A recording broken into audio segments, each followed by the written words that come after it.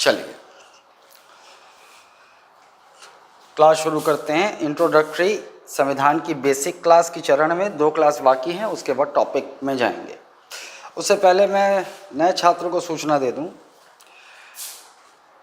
चाहे आप एसएससी की क्लास करें, चाहे पीएससी की, चाहे किसी की, अगर आप क्लास रेगुलर नहीं हैं, हल्की फुल्की बारिश से आप छुट्टी मार देते हैं तो आप सीरियस छात्र नहीं हैं। आपको सीरियस छात्र बनाना मेरी जिम्मेदारी है, लेकिन घर से उठाकर ला नहीं सकता। क्लास रेगुलर करें, टेस्ट रेगुलर करें, एक ही मूल मंत्र है आपके चयन का, एक ही मूल मंत्र है। और एक बात ध्यान से सुन लें,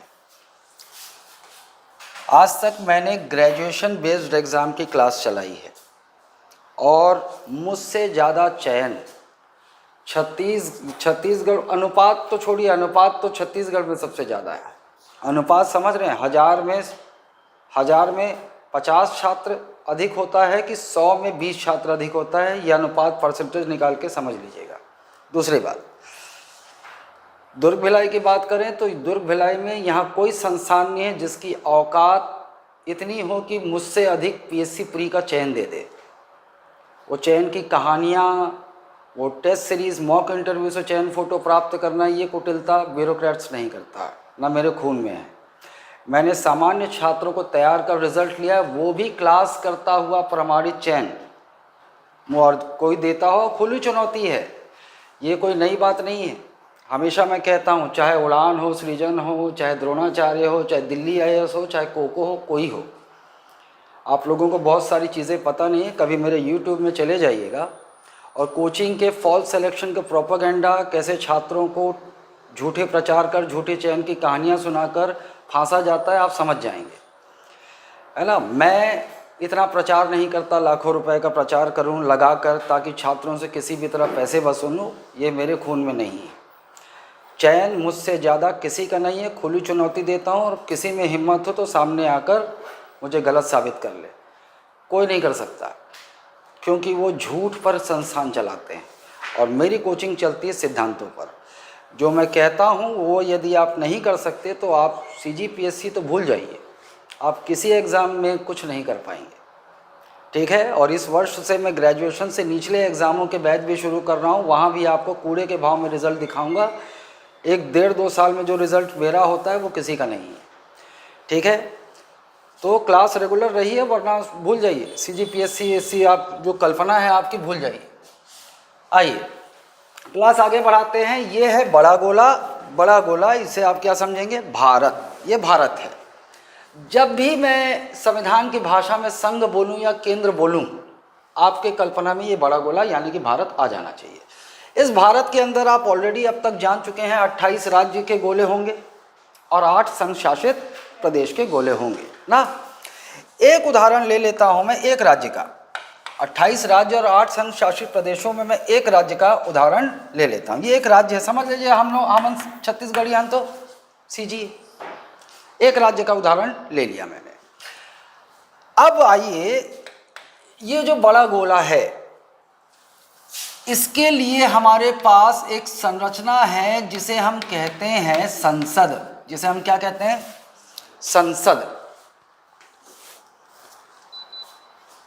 ठीक। इसे अंग्रेजी में कहते हैं पार्लियामेंट, इसे अंग्रेजी में कहते हैं पार्लियामेंट। संसद के 3 अंग होते हैं, संसद के 3 अंग होते हैं।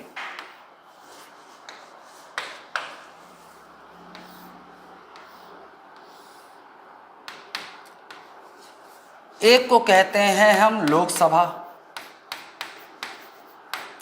एक को कहते हैं हम राज्यसभा,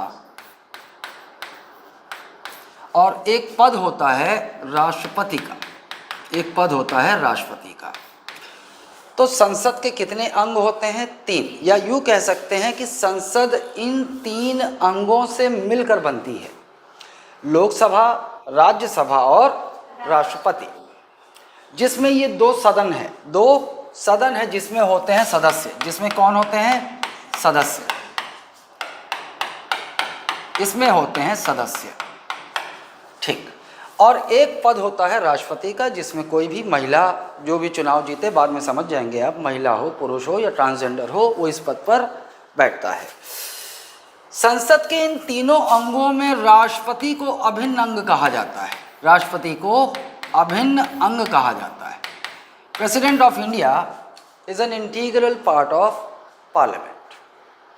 क्यों कहा जाता है ये आप कल की क्लास में समझेंगे।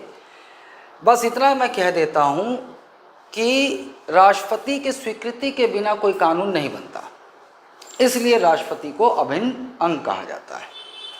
आइए, लोकसभा और राज्यसभा में होते हैं सदस्य। चूंकि ये दोनों सदन संसद के अंग हैं, तो इनके सदस्यों को कहा जाता है सांसद। इनके सदस्यों को क्या कहा जाता है? सांसद। और अंग्रेजी में संसद को पार्लियामेंट कहते हैं, तो इनके सदस्यों को अंग्रेजी में कहा जाता है मेंबर ऑफ पार्लियामेंट। ठीक, आ जाइए। जिस प्रकार पूरे भारत के लिए हमारे पास संसद होती है, उसी प्रकार राज्य में भी 3 अंग हो सकते हैं। संसद कहते हैं भारत के लिए, केंद्र के लिए।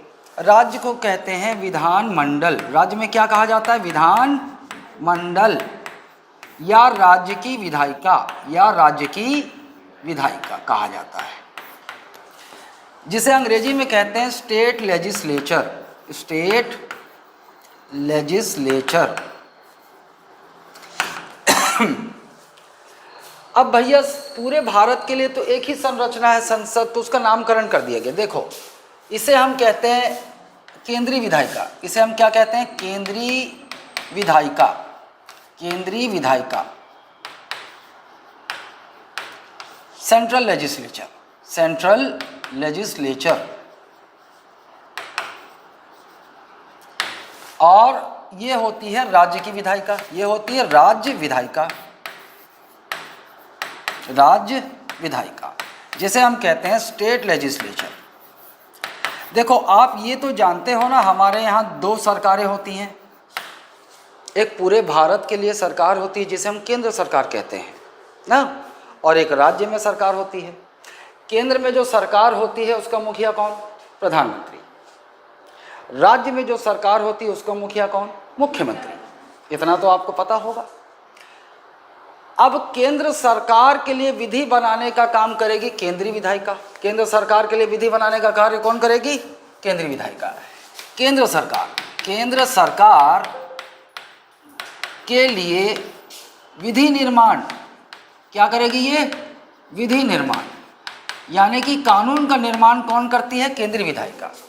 और राज्य सरकार के लिए विधि निर्माण यानी कानून बनाने का काम करती है राज्य की विधायिका। विधि निर्माण क्या काम क्या है इनका? केंद्रीय विधायिका और राज्य विधायिका काम क्या? विधि निर्माण। विधि निर्माण। ठीक। अच्छा, अब केंद्रीय विधायिका का, क्योंकि पूरे भारत के लिए एक केंद्रीय विधायिका है, तो उसका नामकरण कर दिया गया है संसद। लेकिन राज्य की जो विधायिका है उसका नामकरण कैसे हो?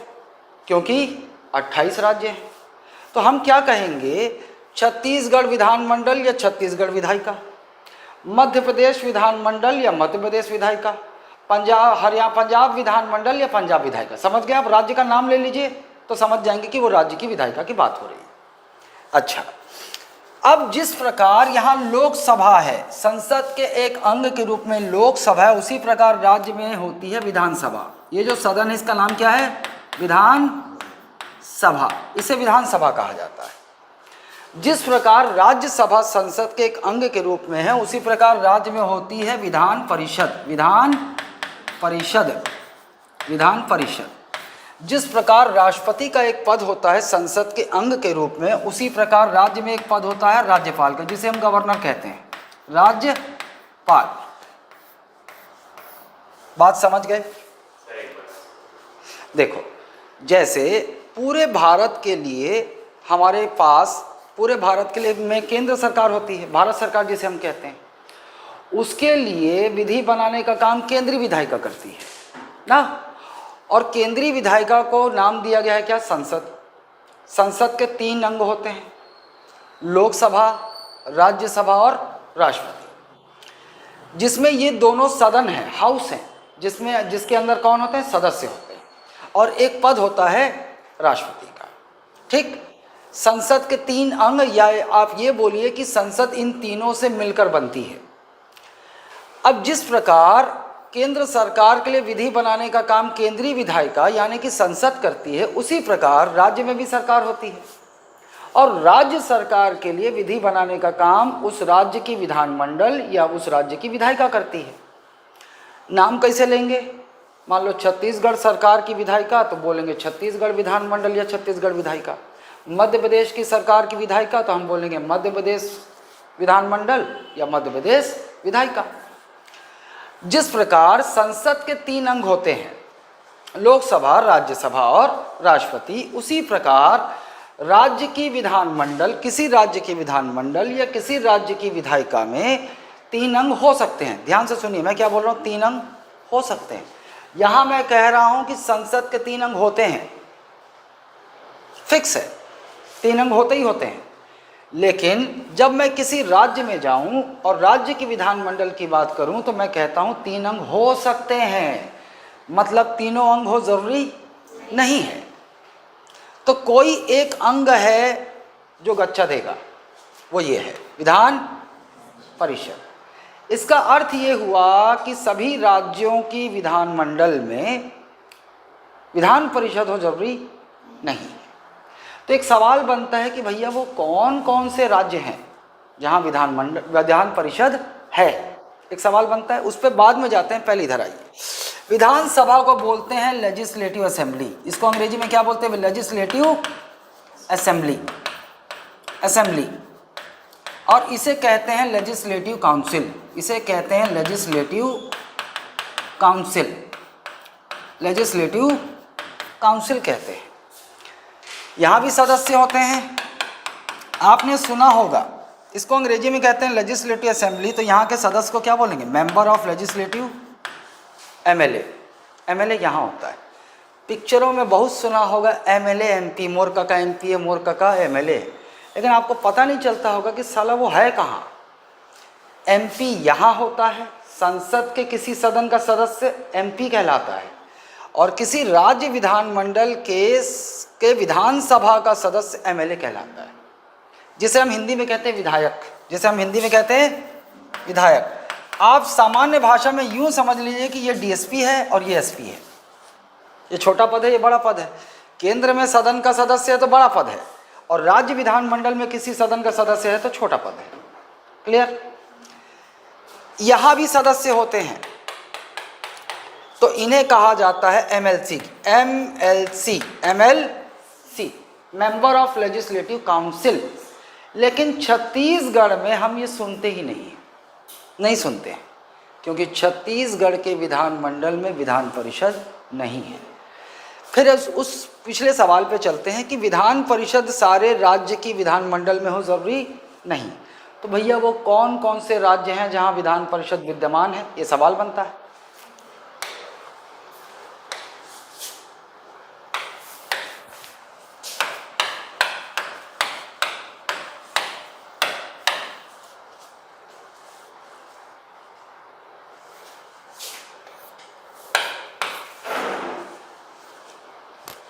ये मैप आता है तो ये शाइन कर जाता है।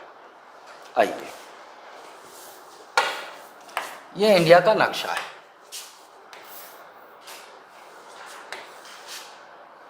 देखिए, हमें ये जानना है कि भैया वो कौन कौन से राज्य हैं जहां के विधानमंडल में विधान परिषद है। 28 के 28 राज्यों में विधानमंडल है। पहली बात, हम 28 राज्यों की बात करते हैं, 28 राज्य। तो 28 के 28 राज्य में वहां की विधानमंडल है। लेकिन इन 28 राज्यों में केवल 6 राज्य ऐसे हैं, 6 राज्य जहां की विधानमंडल में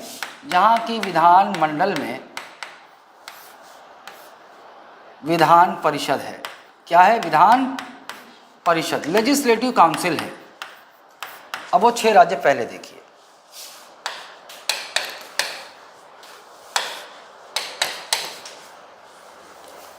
यूपी, बिहार, यूपी बिहार दो हो गए भाई बहनी। इधर से घूम के ऐसे नीचे आओ, वेस्ट बंगाल, उड़ीसा, ये आंध्रा है, तीसरा आंध्रा। घूम के नीचे तमिलनाडु, चेन्नई, ऊपर पहुंचो यह है कर्नाटका, चौथा कर्नाटका। ऊपर पहुंचो महाराष्ट्र, पांचवा। और इन दो तीनों के बीच में है तेलंगाना। ये 6 राज्य हैं, 6 राज्य। तो भारत में ये 6 राज्य हैं जहां विधान परिषद है। चलो 6 राज्य देख लो, कौन कौन से 6 राज्य आई। बाप रे बाप, ये 6 राज्य, अरे कहोगे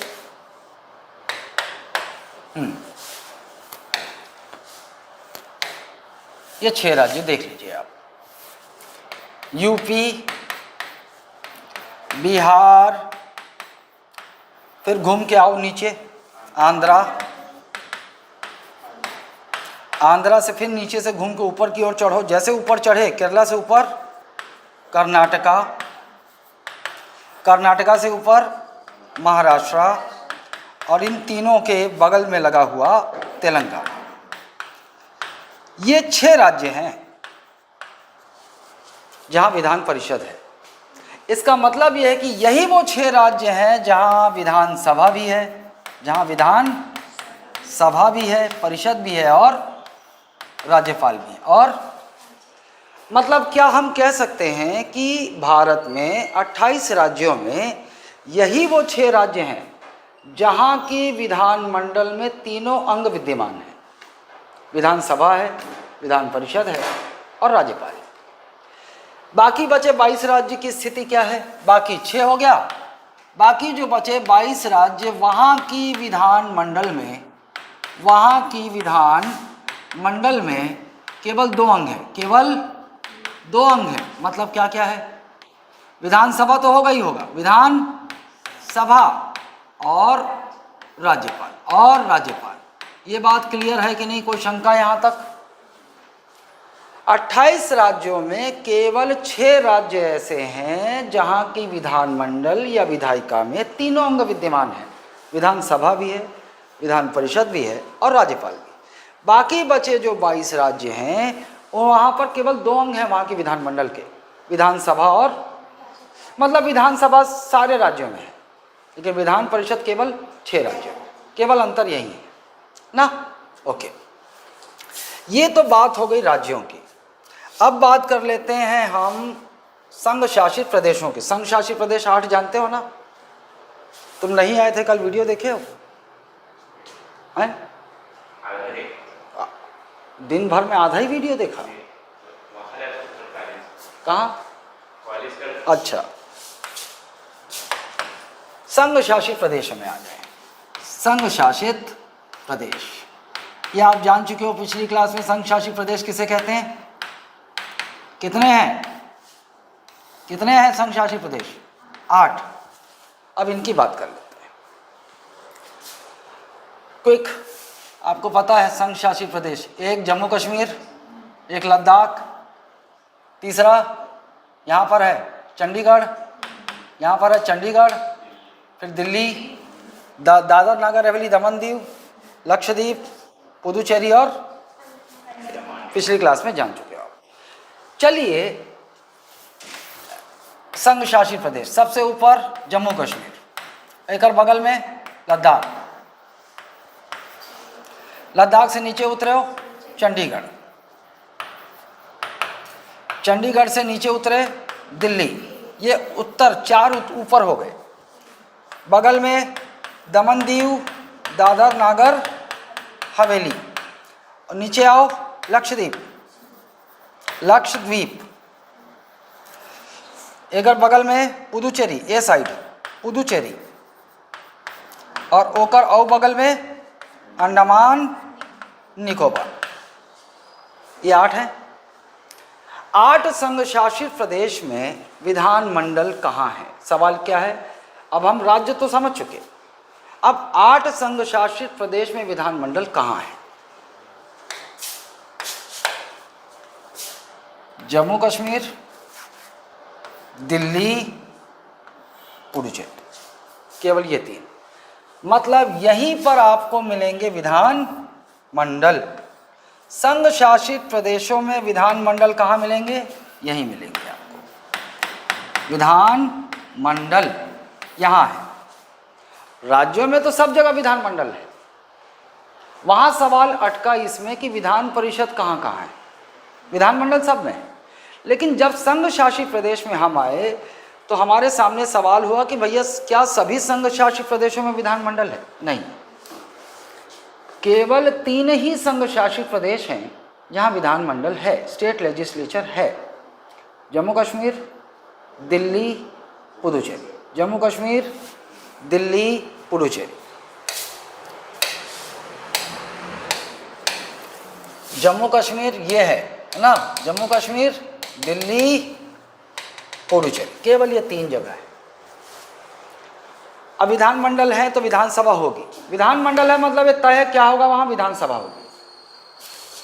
विधान सभा है, यहाँ पर विधानसभा है। अब विधान परिषद की बात आती तो विधान परिषद किसी संघ शासित प्रदेश में नहीं है, किसी संघ शासित प्रदेश में नहीं। वो केवल 6 ही राज्य हैं जहाँ विधान परिषद है। विधानसभा है, फिर वहाँ राज्यपाल देखे थे, राज्य में एक राज्यपाल होता है। यहाँ पर जो पद होता है इसको बोलते हैं प्रशासक। क्या कहते हैं? प्रशासक।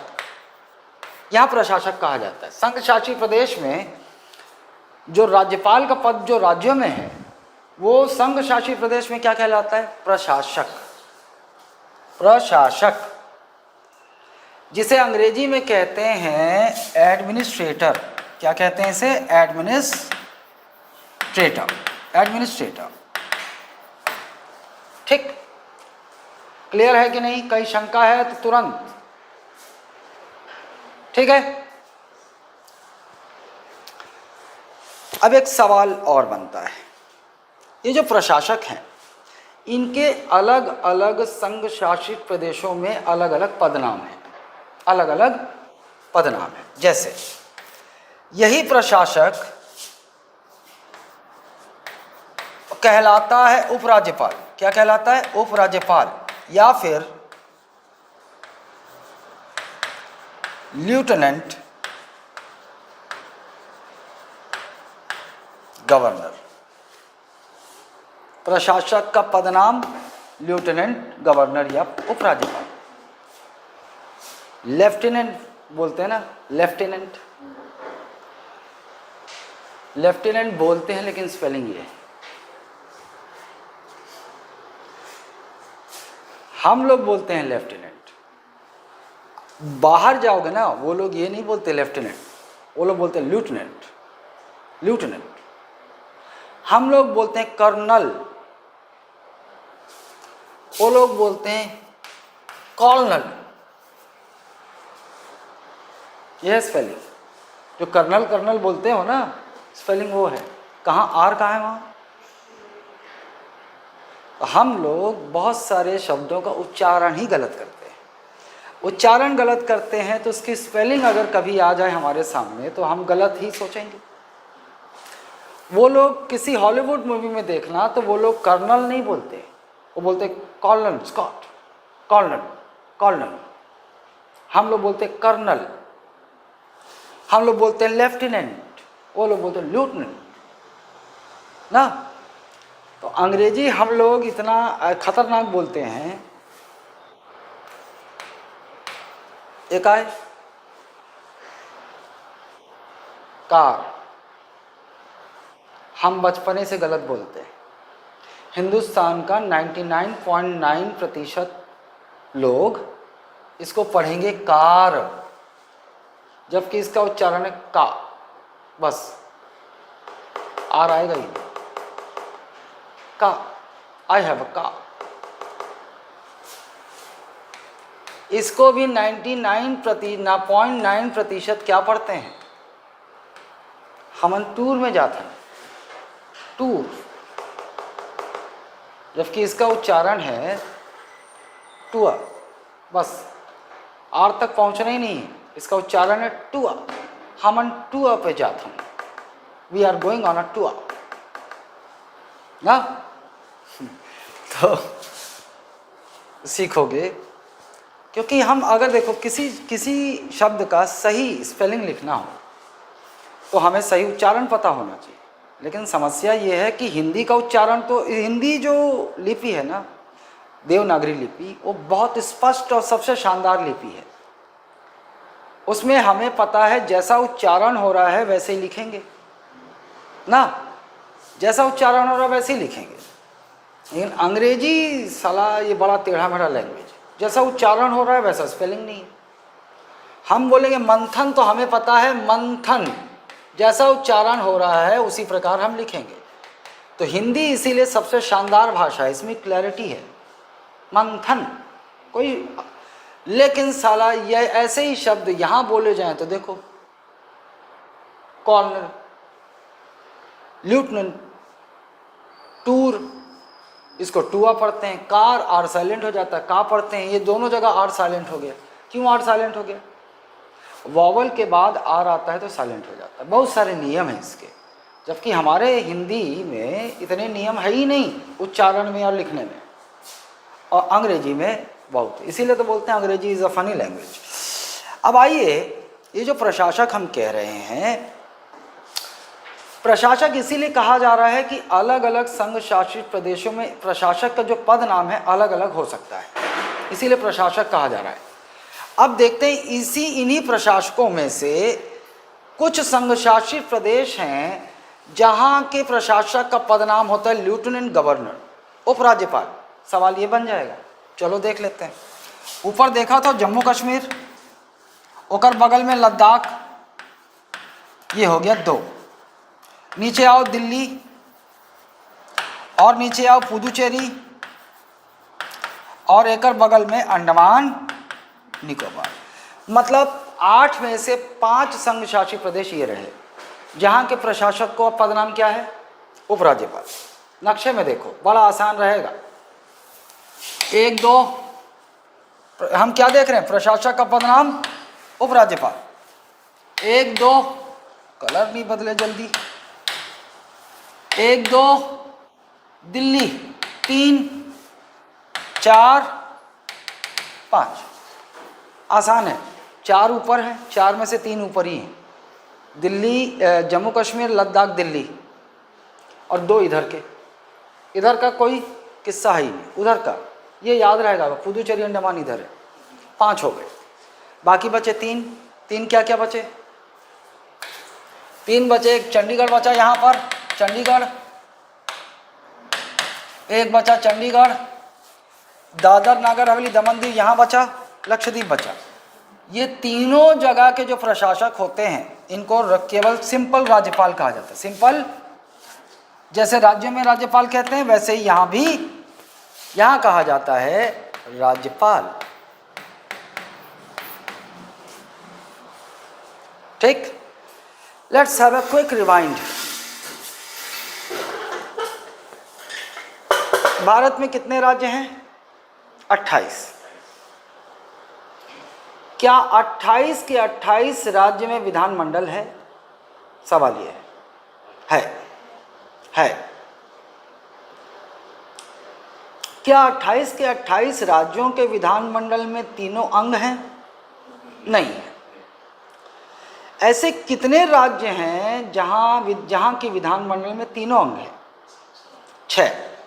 6। ऊपर से शुरू करो। UP, Bihar, UP, Bihar. चलो घूम के अरुणाचल प्रदेश, नागालैंड, मणिपुर से नीचे उतरो, वेस्ट बंगाल आएगा, फिर उड़ीसा आएगा, नीचे आंध्रा, तीसरा हो गया आंध्रा। चलो अब नीचे से पूंछ से घूम के ऊपर चढ़ते हैं, कर्नाटक, फिर कर्नाटक से ऊपर चढ़े तो महाराष्ट्र, और इन तीनों के इधर साइड में तेलंगाना। ये वो 6 राज्य हैं जहाँ के विधानमंडल में तीनों अंग हैं, मतलब विधानसभा भी है, विधान परिषद भी है, और राज्यपाल भी है।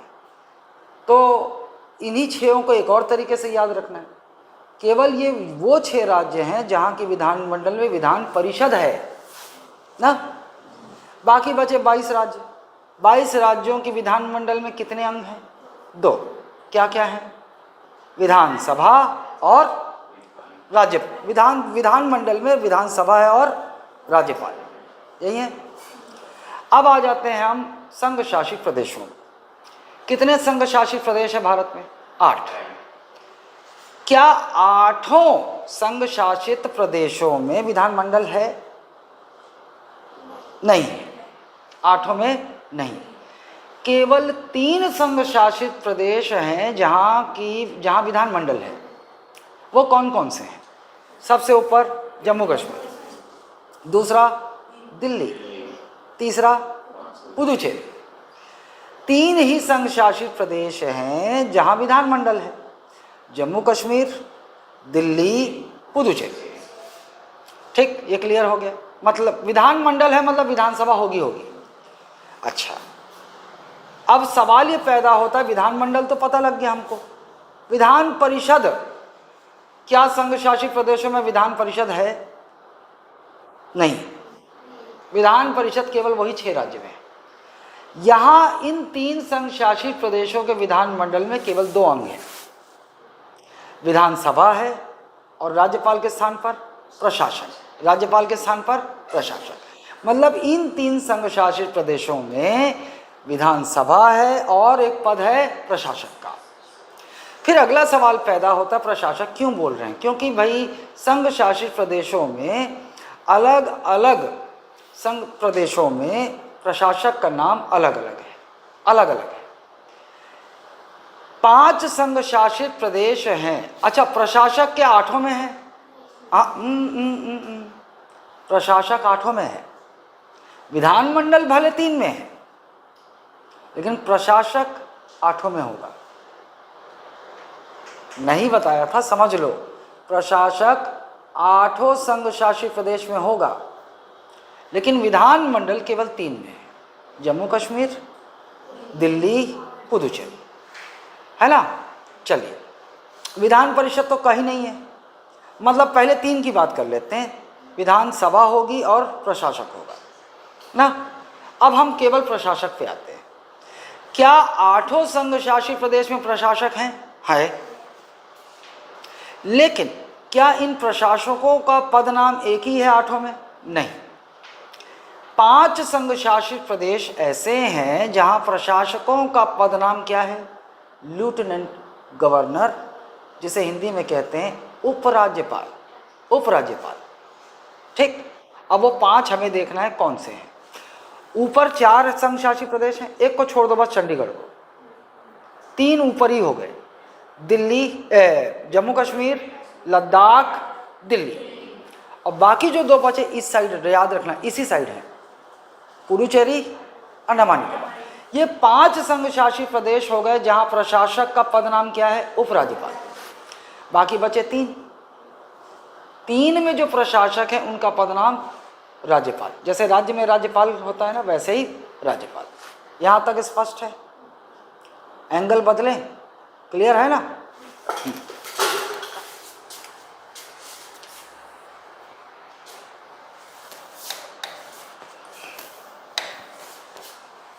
चलिए वापस चलते हैं। अब आइए, अरे यार ये काबर अटक गए। अच्छा ठीक, आइए। अब हम लोगों ने इस पूरी संरचना में 4 प्रकार के सदन देखे हैं। केंद्र में 2 सदन देखे हैं, लोकसभा और राज्यसभा, और राज्य में 2 सदन देखे हैं, विधानसभा और विधान परिषद। ये बात और है कि विधान परिषद सारे राज्यों में नहीं, लेकिन 4 सदन होते हैं। इन सदनों में कौन होते हैं? सदस्य। इन सदनों में कौन होते हैं? सदस्य।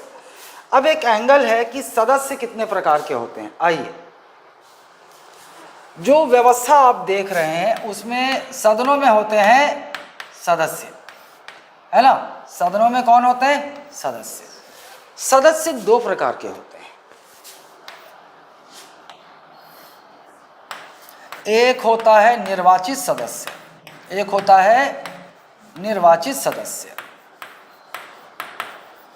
Elected member. एक क्या कहते हैं इसे हम? Elected member. एक होता है मनोनीत सदस्य, मनोनीत, जिसे हम कहते हैं नॉमिनेटेड मेंबर, नॉमिनेटेड मेंबर।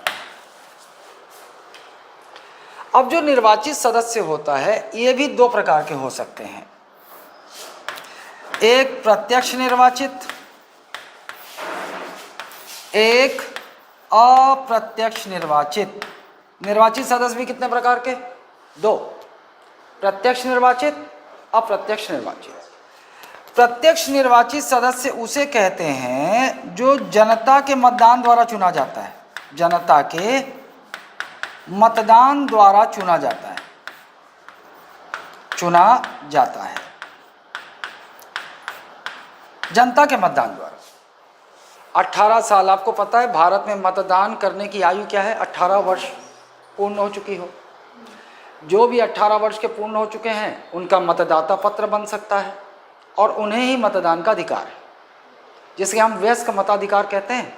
वयस्क मताधिकार, अंग्रेजी में इसको कहते हैं एडल्ट फ्रेंचाइज या एडल्ट सफरेज। ठीक, अब आप बताएं, हमारे यहाँ दो सरकार होती है। अच्छा, एक केंद्र में सरकार होती है, एक राज्य में सरकार ना, ये तो पता है ना। हालांकि केंद्र में दो सदन है, लोकसभा और राज्यसभा, लेकिन सरकार बनाने के लिए चुनाव किस सदन का होता है? लोकसभा का। दोनों सदन है, विधि निर्माण में तीनों अंग काम आते हैं, लेकिन जब केंद्र में सरकार बनाने की बात आए तो किस सदन का चुनाव होता है? लोकसभा का। उसी प्रकार जब राज्य में सरकार बनानी हो तो किस सदन का चुनाव होता है? विधानसभा। बात क्लियर है? विधानसभा। अच्छा, एक और चीज, ये दोनों निम्न सदन कहलाते हैं। दोनों क्या कहलाते हैं? निम्न सदन। और ये दोनों उच्च सदन, ये दोनों उच्च सदन कहलाते हैं। मतलब केंद्र का निम्न सदन कौन सा? लोकसभा। राज्य का निम्न सदन कौन सा? विधानसभा। केंद्र का उच्च सदन राज्यसभा और राज्य का उच्च सदन विधान परिषद। तो चुनाव, सरकार बनाने के लिए चुनाव उच्च सदन का चुनाव होता है कि निम्न सदन का? निम्न सदन का। अगर केंद्र में सरकार चुननी हो तो कौन से सदन का चुनाव होगा? निम्न। केंद्र में, अब केंद्र में आ जाते हैं, केंद्र में निम्न सदन को क्या कह रहे हैं? लोकसभा चुनाव। लोकसभा चुनाव होते हैं। और राज्य में अगर सरकार बनानी हो तो विधानसभा चुनाव होते हैं ना। आइए, अब हम ये जानते हैं कि जनता के मतदान द्वारा चुने जाते हैं सदस्य, मतलब प्रत्यक्ष निर्वाचित। अप्रत्यक्ष निर्वाचित सदस्य कहाँ कहाँ होते हैं? लोकसभा और विधानसभा। केंद्र में लोकसभा, राज्य में विधानसभा, राज्य में विधानसभा। चार सदन देखें ना, हम चार सदनों को अलग अलग कर रहे हैं भाई। प्रत्यक्ष निर्वाचित सदस्य केंद्र में लोकसभा में होते हैं, राज्य में विधानसभा में। आप कंफ्यूज नहीं होना, आप ये समझो कि जैसा लोकसभा केंद्र में काम कर रहा है वही कार्य राज्य में विधानसभा करेगा। चुनाव भी तो आपने सुना होगा ना भाई, जब अभी कुछ समय पहले चुनाव हुआ था जिसमें नरेंद्र मोदी प्रधानमंत्री बने, तो कौन सा चुनाव हुआ था? लोकसभा चुनाव। पूरे देश में कौन सा चुनाव हुआ था? लोकसभा चुनाव। भाई केंद्र में सरकार बनती है तो वो लोकसभा चुनाव पूरे देश में होता है, केंद्र सरकार, तभी तो भारत सरकार बनेगी। और राज्य में जब चुनाव होता है तो विधानसभा चुनाव होते हैं, जिसमें साए मुख्यमंत्री बने ना। तो ये दो सदन ऐसे हैं जहां सारे सदस्य क्या होते हैं? प्रत्यक्ष निर्वाचित। यहां भी प्रत्यक्ष निर्वाचित। बात क्लियर हो गई? मतलब सारे के सारे सदस्य, यहां पर सारे सदस्य कैसे होते हैं? प्रत्यक्ष निर्वाचित तो होते ही हैं, लेकिन निर्वाचित में भी कौन से? प्रत्यक्ष, मतलब डायरेक्टली इलेक्टेड।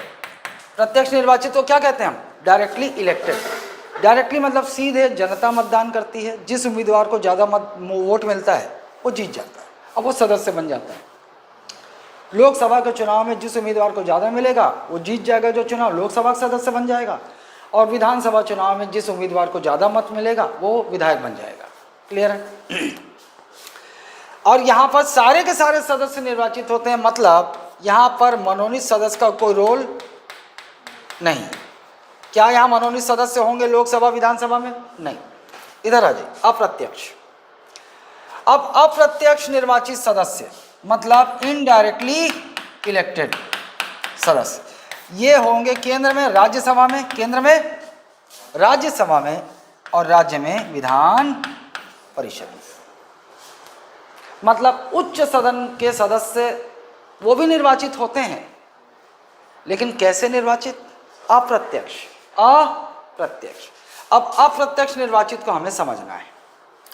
अप्रत्यक्ष निर्वाचित मतलब जनता के चुने हुए प्रतिनिधि वोट करते हैं इनके लिए। चुने हुए प्रतिनिधि वोट करते हैं। क्या जनता सीधे मतदान करती है इनको चुनने के लिए? नहीं, जनता ने वोट करके जिनको चुना है वो लोग वोट करते हैं इनको चुनने के लिए। इनडायरेक्ट हो गया अप्रत्यक्ष। मतलब देखो, ये है जनता। जनता ने वोट किया तो कौन चुने गए? विधानसभा के विधायक। कि जनता ने किसको चुना? विधायकों को। वोट किया, विधानसभा चुनाव में वोट किया और चुना किसको? विधायकों को, एमएलए को चुना। और ये जो राज्य के एमएलए होते हैं ना, ये वोट करते हैं राज्यसभा के सदस्यों को चुनने के लिए।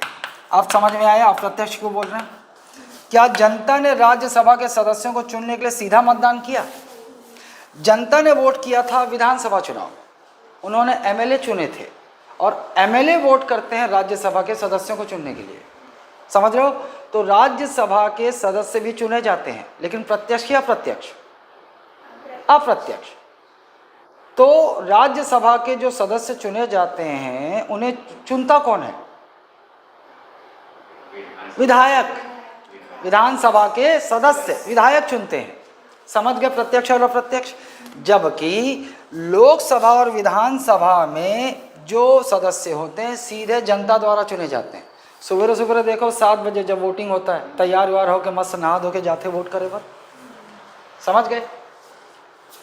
ये बात क्लियर है कि नहीं है? मतलब इधर आ जाइए डायग्राम में कि लोकसभा के सदस्यों के बारे में देखते हैं।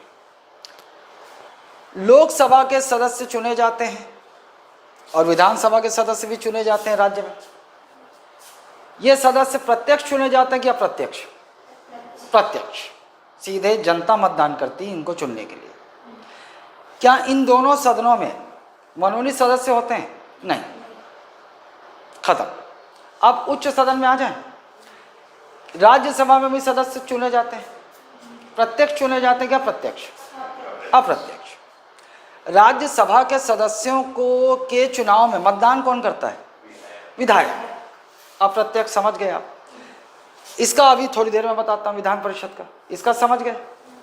अब आइए देखिए भाई, ये जो अप्रत्यक्ष चुनेंगे। अब मनोनीत सदस्यों की बात करते हैं ना। ये केवल कहाँ होते हैं? उच्च सदन में। कहाँ होते हैं मनोनीत सदस्य? उच्च सदन में। मतलब राज्यसभा और विधान परिषद। राज्यसभा में कितने सदस्य मनोनीत होते हैं? 12। और विधान परिषद में आप 1/6। बस अभी समझ जाएंगे 1/6 क्यों लिख रहा हूँ। तो राज्यसभा में दोनों होते हैं, निर्वाचित सदस्य और मनोनीत दोनों होते हैं। राज्यसभा में निर्वाचित और मनोनीत सदस्य दोनों होते हैं, जबकि लोकसभा में केवल निर्वाचित। लोकसभा में केवल निर्वाचित। बात क्लियर है? लोकसभा में केवल सारे के सारे सदस्य कैसे सदस्य होते हैं? निर्वाचित। अब जब भी निर्वाचित आएगा तो सवाल पैदा होगा प्रत्यक्ष या अप्रत्यक्ष? कैसे सदस्य होते हैं पूरे? प्रत्यक्ष निर्वाचित। अब राज्यसभा में आते हैं। राज्यसभा में निर्वाचित और मनोनीत दोनों होते हैं। भाई ये देखो, समझो, लोकसभा में केवल निर्वाचित सदस्य होते हैं, मनोनीत तो होते ही नहीं, केवल निर्वाचित। और निर्वाचित में सवाल पैदा हो जाएगा प्रत्यक्ष या प्रत्यक्ष? सारे सदस्य प्रत्यक्ष। बिल्कुल सेम राज्य में होता है। विधानसभा में भी सारे सदस्य निर्वाचित होंगे। फिर सवाल पैदा होता है प्रत्यक्ष या अप्रत्यक्ष? प्रत्यक्ष। खत्म कर दो। इधर मनोनीत होते ही नहीं, इधर केवल निर्वाचित होते हैं, वो भी प्रत्यक्ष। इन दोनों सदनों में आते हैं। यहाँ निर्वाचित और मनोनीत सदस्य दोनों होते हैं। यहाँ निर्वाचित और मनोनीत दोनों होते हैं।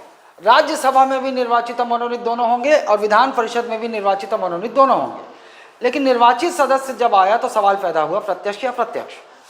अप्रत्यक्ष निर्वाचित सदस्य और मनोनीत सदस्य।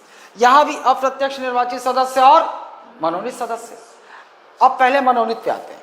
अच्छा, राज्यसभा के जो अप्रत्यक्ष निर्वाचित सदस्य हैं मतलब वो चुने जाते हैं, वहाँ भी मतदान होता है, लेकिन उनको क्या जनता मतदान करती? नहीं, जनता द्वारा चुने गए प्रतिनिधि मतदान करते हैं। और वो प्रतिनिधि कौन है? विधायक, एमएलए, जो विधानसभा में जो होते हैं ना, एमएलए वोट करते। कैसे चुनाव होता है आप समझ जाओगे अगले टॉपिक में।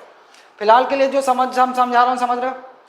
राज्यसभा के निर्वाचित सदस्यों को कौन चुनता है? एमएलए।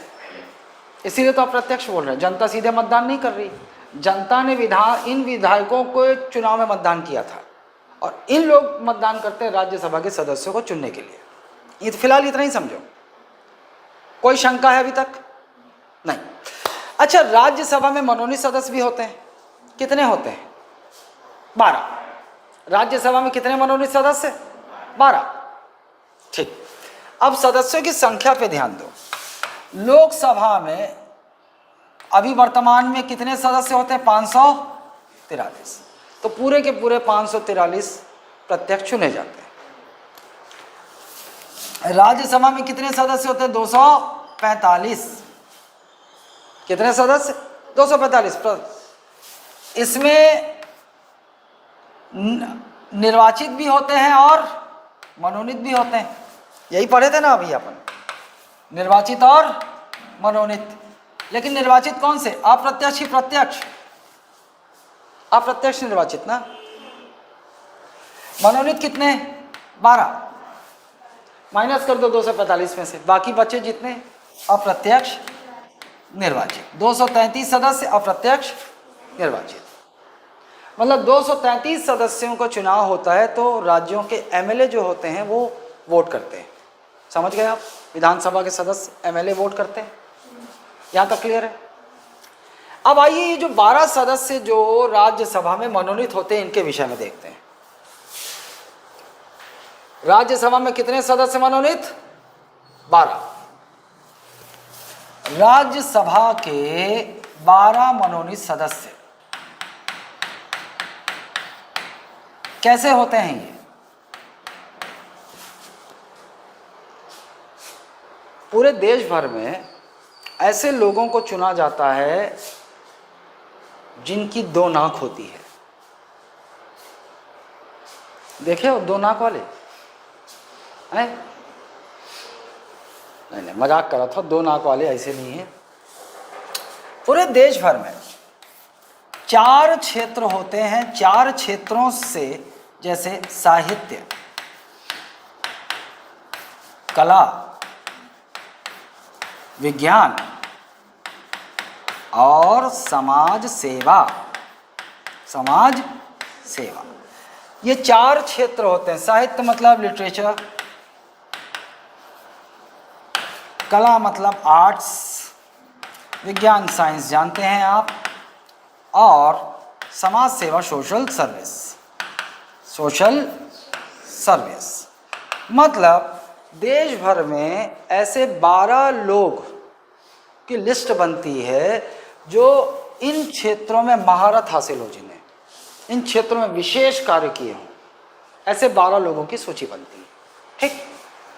और ऐसे 12 लोगों की सूची, ये सूची बनेगी ऐसे 12 लोगों की। इन क्षेत्रों से होने चाहिए ना 12 लोग।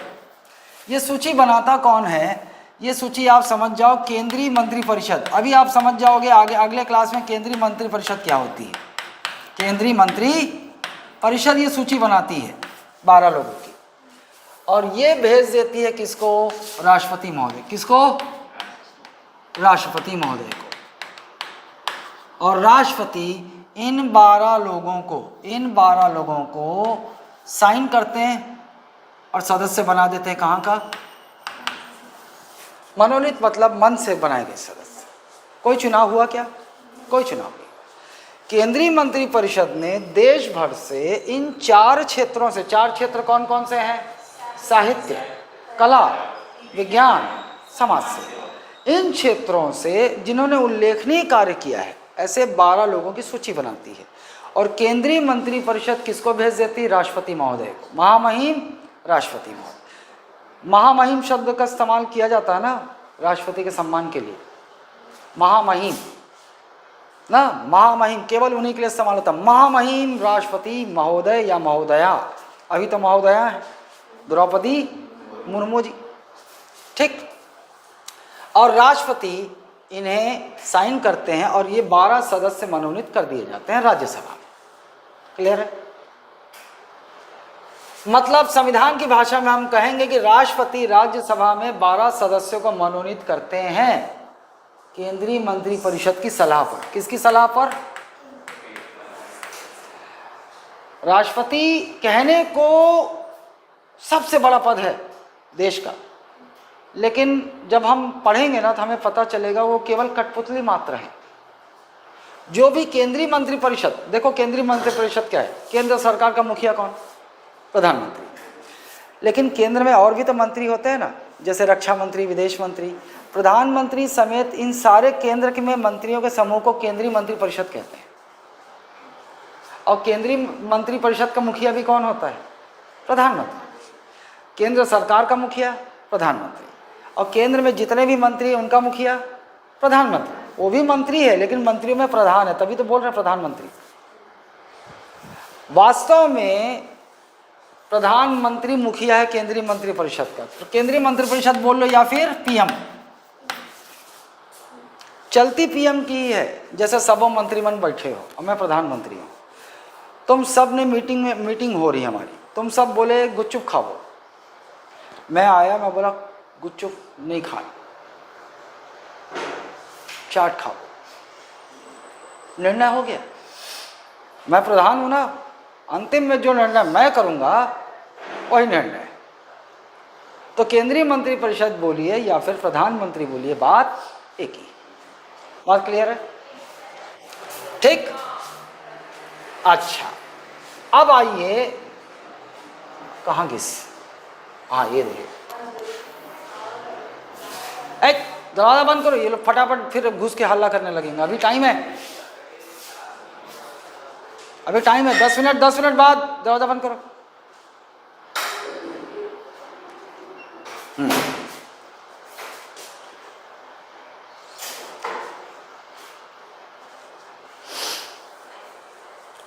यहां तक बातें क्लियर हैं? कोई शंका है? दीर्घ या लघु?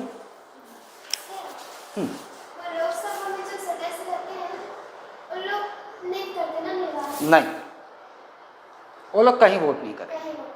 अभी जहाँ जहाँ वोट करेंगे आप आगे पढ़ोगे, राष्ट्रपति राष्ट्रपति में, अभी नहीं।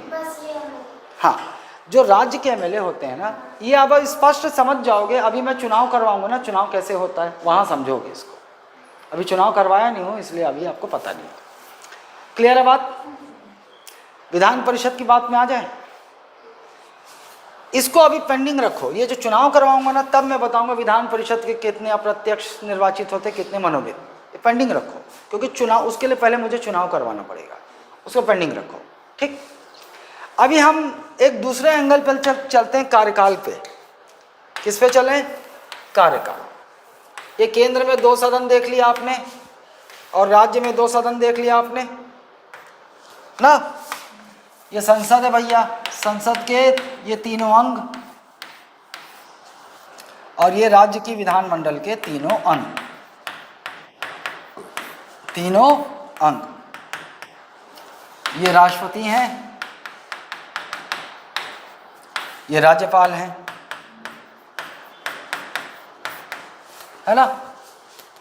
आइए, इसके अंदर सदस्य हैं कितने? 543, यहाँ 245। राज्यों का अपन नहीं लिखेंगे क्योंकि राज्यों की जनसंख्या अलग अलग है, अलग अलग है, तो वहाँ सदस्य की संख्या भी अलग अलग होती है। लेकिन चूंकि हम छत्तीसगढ़ मान के चल रहे हैं, ये राज्य छत्तीसगढ़ है, छत्तीसगढ़ में कितने विधायक होते हैं? 90। अलग अलग राज्यों की जनसंख्या अलग अलग है तो अलग अलग संख्या होगी। आइए अब देखते हैं, ये लोकसभा है, लोकसभा का कार्यकाल कितना होता है? 5 साल। लोकसभा कार्यकाल कितना? 5 साल। आपने सुना है ना, सरकार कितने साल के लिए बनती है? 5 साल। लोकसभा का कार्यकाल 5 साल। लोकसभा के सदस्यों का कार्यकाल भी 5 साल, दोनों से। लोकसभा का कार्यकाल 5 साल, लोकसभा के सदस्यों का कार्यकाल 5 साल। फिर आते हैं राज्यसभा कार्यकाल, कतक नहीं हो, लोकसभा का कार्यकाल होता है 5 साल, लेकिन राज्यसभा का कार्यकाल नहीं होता। लोकसभा के सदस्यों का कार्यकाल 5 साल, लेकिन राज्यसभा के सदस्यों का कार्यकाल 6 साल।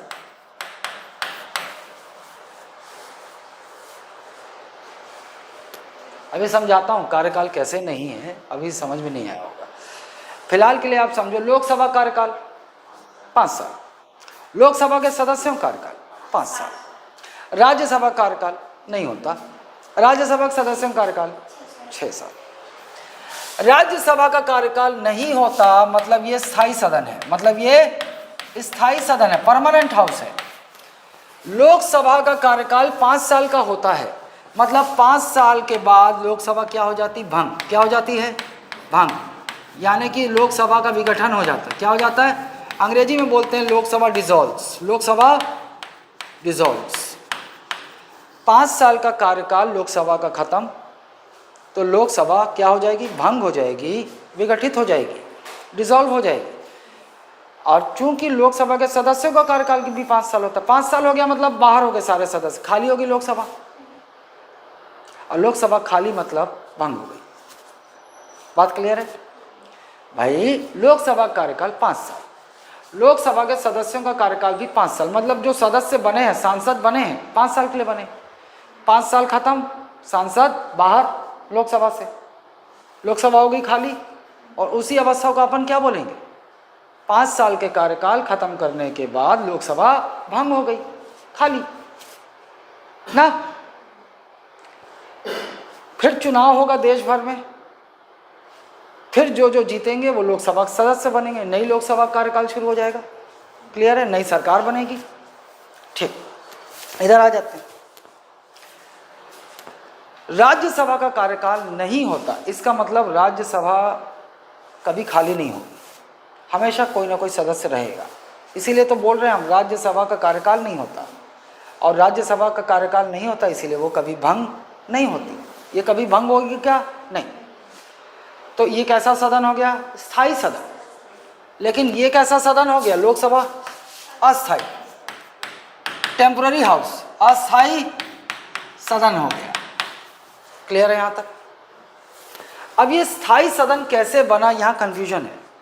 अभी आपके मन में होगा कि सर जब लोकसभा बनी होगी, सारे सदस्यों का कार्यकाल 6 साल का है, तो सबका कार्यकाल भी शुरू होगा एक साथ, और एक साथ 6 वर्ष खत्म भी हो जाएगा, तो ये भी बाहर होने चाहिए।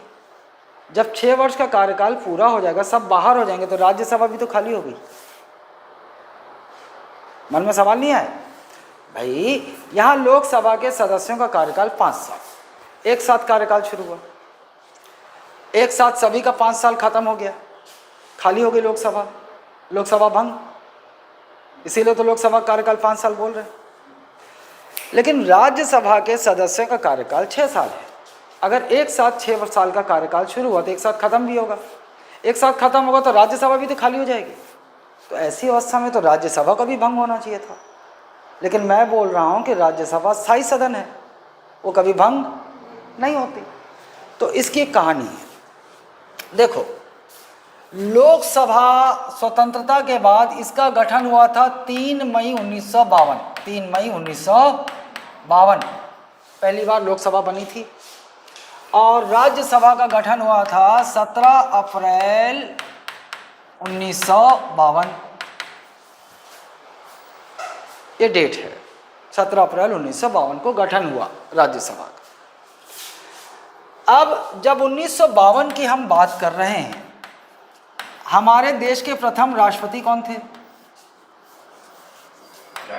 डॉक्टर राजेंद्र प्रसाद। डॉक्टर राजेंद्र प्रसाद बिहार के ना, यही थे प्रथम राष्ट्रपति।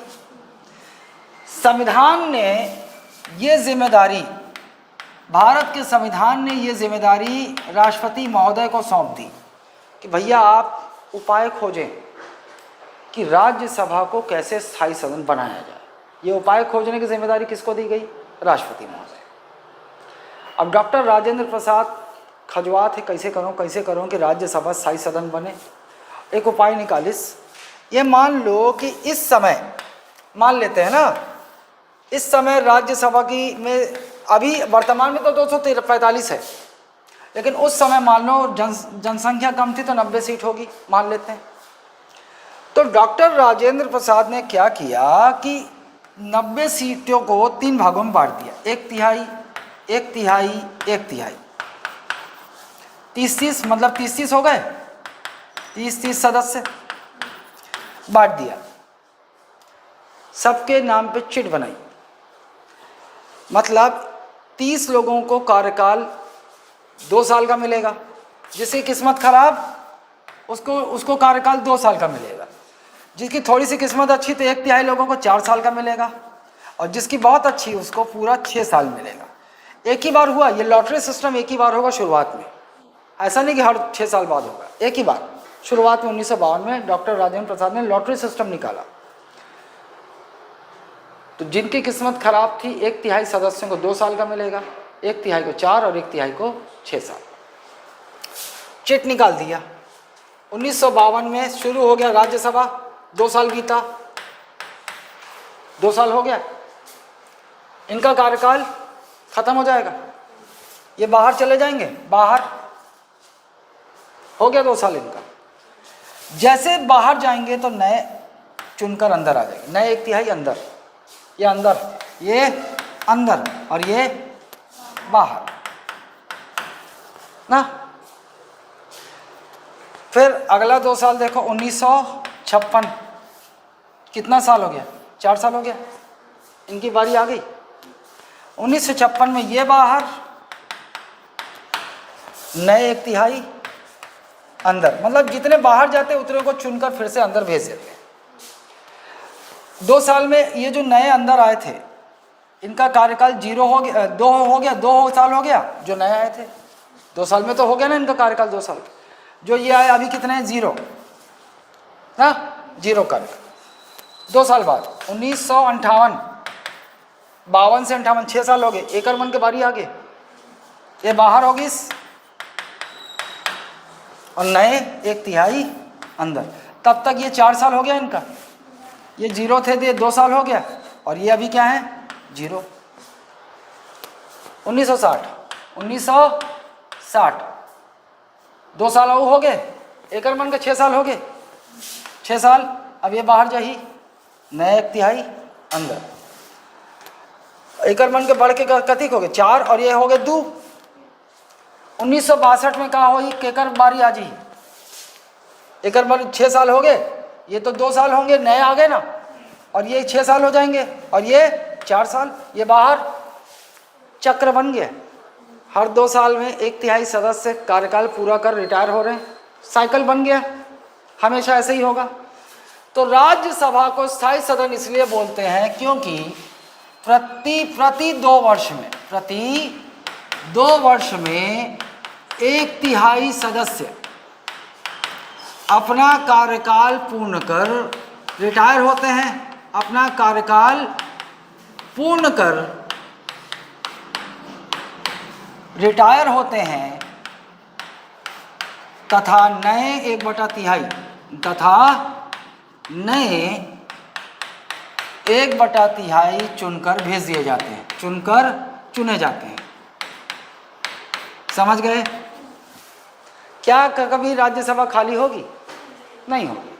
तो इस प्रकार डॉक्टर राजेंद्र प्रसाद ने 1952 में लॉटरी सिस्टम निकालकर राज्यसभा को स्थायी सदन बना दिया।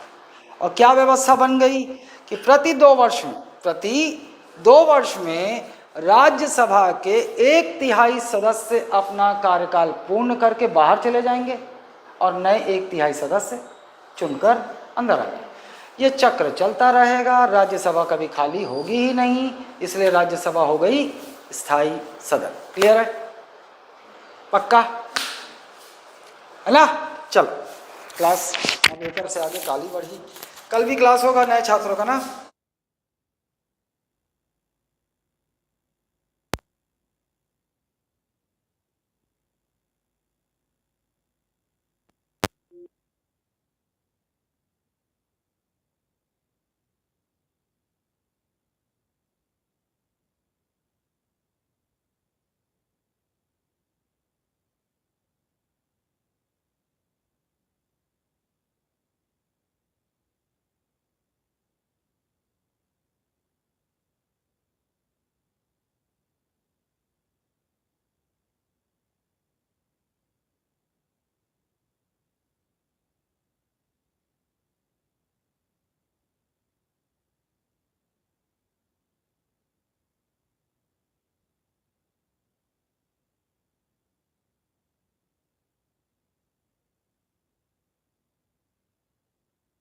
रीजनिंग मैथ्स खत्म हो जाता है। मेरे यहाँ रीजनिंग मैथ्स करीब करीब 5 से 5.5 महीने से